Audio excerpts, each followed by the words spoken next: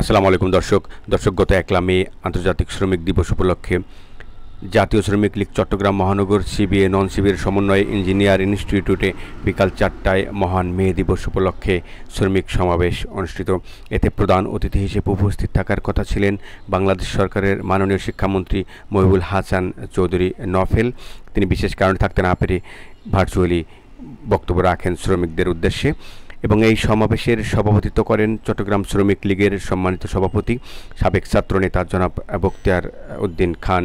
এতে আরও উপস্থিত ছিলেন নাসিরাবাদ জালালাবাদ শিল্প অঞ্চল শ্রমিক লীগের সম্মানিত সভাপতি আহসানুল্লাহ চৌধুরীর নেতৃত্বে শ্রমিক সমাবেশে মিছিল সহকারে নেতৃবৃন্দ নিয়ে উপস্থিত হন।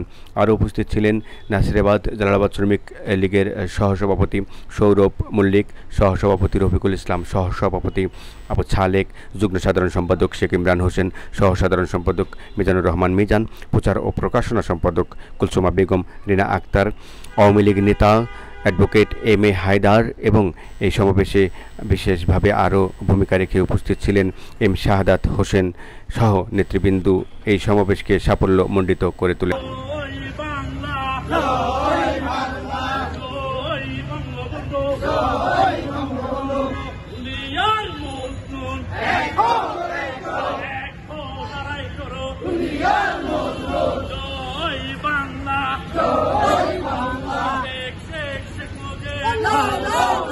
ধন্যবাদ জানিয়ে এবং আমার অঞ্চল থেকে মহিলা শ্রমিক লীগের নেতৃবৃন্দরা এবং আমার অঞ্চলের নেতৃবৃন্দরা যারা কষ্ট করে এসেছেন সকলের সুস্বাস্থ্য কামনা করে আমি আমার বক্তব্য এখানে শেষ করছি।